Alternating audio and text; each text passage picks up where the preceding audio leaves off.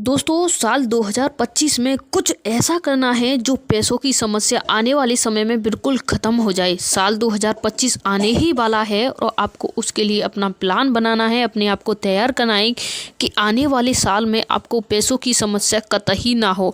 उसके लिए 5 रूल बनाए हैं। अगर आपने इन 5 रूलों पे फॉलो कर लिया, समझ लिए, तो आपको आने वाले समय में पैसे की समस्या नहीं होने वाली है। दोस्तों नंबर 1 जो टॉपिक है उस पर बात करते हैं, वो है इनकम सोर्स ज़्यादा रखें। दोस्तों जी हाँ, अगर आपने देखा होगा कभी कभी अपनी लाइफ में कि आपको 2 ऑप्शन दिए जाएं, आपके पास एक तो ऐसी ट्रेन है जो एकदम सेफ़ है, उसमें अलर्ट है, आपको कोई असुविधा हो तो तुरंत आपको उसकी समाधान मिल सकता है, और दूसरी ऐसी ट्रेन दी जा रही है जिसमें अलर्ट का कोई संबंध नहीं है। आप कहीं खतरे में फंस गए तो वहाँ फंसे ही रह सकते हो, उस खतरे में आपको कोई बचाने नहीं आ सकता। लेकिन जो एक पहले नंबर की ट्रेन थी उसकी टिकट थी मात्र 200 रुपये, जो दूसरे नंबर की थी उसकी थी 1000 रुपये। तो आप किस ट्रेन में बैठना पसंद करेंगे, आप बताइए। आप उसी में जाओगे, चाहे आप कितने भी गरीब से ही उसी ट्रेन में बैठना पसंद करोगे जिसकी 1000 रुपये टिकट थी, क्योंकि महंगी है तो क्या हुआ, उसमें लाइफ तो आपकी एकदम अच्छी है ना, लाइफ सेफ है ना। आप जब 4 घंटे का सफ़र करने के लिए अपनी लाइफ का इतना ख्याल रख रहे हैं तो अपने जीवन को बिताने के लिए कुछ सोचिए ना। जब आप एक ही इनकम सोर्स पर डिपेंड रहते हैं तो आपका जो भविष्य है ना वो वहीं के वहीं डूब जाता है। इसलिए अपने जीवन में जितने भी इनकम सोर्स बनाओगे उससे ज़्यादा ही आपको इनकम होगी, कम तो नहीं होगी ना। इसलिए एक पे डिपेंड ना रहिए। अब कभी एक में फेल होते हो तो दूसरा आपको काम देगा, दूसरे में फेल होते हो तो तीसरा देगा। इसलिए बैकअप प्लान रखिए जीवन में। कभी भी आपको ऐसा लगे ना कि मैं भविष्य में ये इस चीज़ में फेल हो रहा हूँ तो उससे पहले बैकअप प्लान बना लीजिए। कभी भी बैकअप प्लान बिना बनाए कभी भी कोई डिसीजन मत लेना। दोस्तों नंबर 2 की बात करते हैं। आप जो कमा रहे हो वो पैसा जा कहाँ रहा है, आप ये फोकस करिए। ये सोचिए आप महीने में 20,000 कमा रहे हो तो आपने 20,000 रुपये महीने के हिसाब से कहाँ खर्च कर दिए सैलरी आने के बाद से। चाहे आपने कपड़े लिए, गहने लिए, मकान, दुकान, कुछ भी किया, लेकिन आपने किए कहाँ, ये सोचिए ना। आपने जो लिए पैसे उसके बाद कहाँ किए, उसका पूरे महीने का बजट बना के निकालोगे ना, उस पर आपको खुद लगेगा कि मैंने कहाँ व्यर्थ खर्चे किए, कहाँ अच्छे खर्चे किए। जैसे दोस्तों अगर आपने आज के समय में एक फ़ोन ख़रीदा, अभी मान लीजिए आपने 20,000 रुपये का ये फ़ोन ख़रीद लिया, अभी अर्जेंटली में ख़रीद लिया, ठीक है। उसके साथ साथ आपने 20,000 रुपये कहीं निवेश कर दिए, चाहे कहीं एफडी डाल दी बैंक में, कुछ भी कर दिया। जो अभी आपने 20,000 का फ़ोन लिया है उसे 10 साल बाद देखना वो किस रेट का आपका बिक जाएगा, सेल हो जाएगा।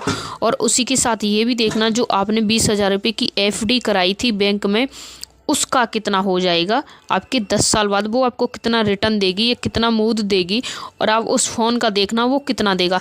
तो आपका जो पैसा है ना ऐसी जगह पे इन्वेस्ट कीजिए जहां आपसे रिटर्न मिले और साथ साथ आपकी जो मूद है वो भी मिले। ऐसी जगह ना हाँ जहां बेस्ट ही हो जाए, फिर से कोई मिले ही ना, जहाँ एक सामान से मिट्टी हो जाए। क्योंकि दोस्तों वो मिट्टी है ना, 10 साल बाद आपके फ़ोन को कोई 10,000 रुपये की तो छोड़ो 10 रुपये में ख़रीदने के लिए तैयार नहीं होगा। ये दिमाग में डाल लीजिए। दोस्तों आजकल जो हमारी नई जनरेशन है, जो 18 से 20 से 25-30 साल के बीच की जनरेशन है, वो ज़्यादातर यही कार्य कर रही है कि वो अपने पैसे को नए फ़ोन में, नई कार में, नए इधर उधर यानी नई नई चीज़ों में वेस्ट कर रहे हैं। लेकिन आप उसकी जगह ऐसी चीज़ लीजिए ना, जैसे कि आपने गोल्ड ले लिया, कहीं पे आपने मकान ले लिया, कुछ प्रॉपर्टी में इन्वेस्ट कीजिए ना जो आपको रिटर्न दे। ऐसी जगह ना इन्वेस्ट कीजिए। आपने अभी गाड़ी ले ली, 10 साल बाद उसका क्या मिलेगा, आपको कुछ नहीं मिलेगा। अभी आपने कई मकान ले लिया, 10 साल बाद आपको क्या मिलेगा, उसका दुगना मिलेगा। तो अपने पैसे को सही से निवेश करना भी सीखिए दोस्तों।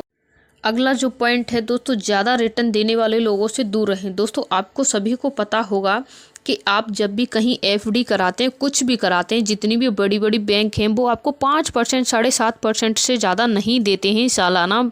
तो आपको क्या लगता है कि आपको ये थर्ड पार्टी जो हैं, आप कहते हो 10 साल में आपको दोगुना मिलेगा, 5 साल में, 2-4 साल में, ऐसी लोगों से दूर रहें। क्योंकि आज को आपने देखा होगा सहारा एक बहुत बड़ी कंपनी है, उसमें लोगों ने कितने पैसे लगे, आज तक उनको रिटर्न मिला, उनका जो पैसा था वो भी नहीं मिला, वो भी डूब गया। तो दोस्तों अपने जो हिसाब है ना, आपको जिस पे ट्रस्ट हो उस जगह पे पैसा निवेश कीजिए। सबसे अच्छा आप प्रॉपर्टी ले लीजिए, उसमें आपका कोई भी लॉस नहीं होगा, सिर्फ मार्जिन ही मार्जिन होगा। अगला नंबर रूल है दोस्तों 5, जो है दोस्तों सेविंग, अपनी कमाई का दोस्तों आपको 5% और 25% दोनों ही आपको सेविंग करना चाहिए। दोस्तों आप चाहे महीने का 50,000 कमा लीजिए, चाहे 1 लाख कमा लीजिए, चाहे 1 करोड़ कमा लीजिए, चाहे 2 करोड़ कमा लीजिए, आप जितना भी कमा लीजिए उतना ही कम लगेगा आपको आज। लेकिन आने वाले समय में आपको ये जान के तकलीफ होगी कि मैंने इतना पास्ट में खर्च कर चुका हूँ, मेरे पास उसका कोई भी हिसाब नहीं है। जी हाँ दोस्तों, अगर आप जो कमाई कर रहे हैं उसका 25% सेविंग करेंगे तो आने वाले समय में आपकी ग्रोथ ज़्यादा होगी। दोस्तों अभी आपने कहीं से एक पौधा लिया, चाहे वो किसी भी फल का हो सकता है, लेकिन आपने एक पौधा लिया, उस पौधे को आपने अपने घर पे कहीं भी लगा दिया और उसके बाद उसे सालों के लिए छोड़ दिया, कई वर्ष के लिए छोड़ दिया, लेकिन उससे आप फल खाते रहे, लेकिन उसका जो पौधा था, जो छोटे छोटे पौधे उगते थे, उन्हें आपने कहीं सींचा नहीं, कहीं लगाया नहीं, उन्हें वहीं के वहीं नष्ट होने दिया। तो एक समय के बाद आप देखोगे कि आपके पास ना तो वो पौधा रहेगा, ना उसका कुछ भी रहेगा। जैसे बोलते हैं ना, निशानी, वो भी नहीं रहेगी। दोस्तों उसका अपोजिट किया आपने, उल्टा किया, आपने उस पौधे के फल भी खाए, उसके साथ जो छोटे छोटे पौधे थे उन्हें भी कहीं सींचते गए, लगाते गए, उसके बाद आपने बहुत बड़ा बाग बना लिया। तो दोस्तों जो आपका एक पौधा था ना, उससे आपने पूरा बाग बना लिया और उसी बाग से आप और धीरे धीरे बाग बनाते गए। तो आपका क्या लगा, उसमें उसी समय की थोड़ी सी मेहनत लगी ना, और आपका दिमाग लगा ना, लेकिन जो आने वाला समय है ना, वो आपको कभी भी पौधे की कमी नहीं होगी, फल की कमी नहीं होगी। दोस्तों ऐसे पैसा, इसी तरह से हम जीवन में कुछ गलतियां करते हैं, जैसे अपना पैसा है ना उसे आज खर्च करते जाते हैं, आने वाले समय में जब हमें कमी महसूस होगी तो हमारे पास कुछ नहीं होगा, वहीं हमारा डी एंड हो जाएगा। इसीलिए पैसे को सही जगह निवेश करना सीखिए दोस्तों।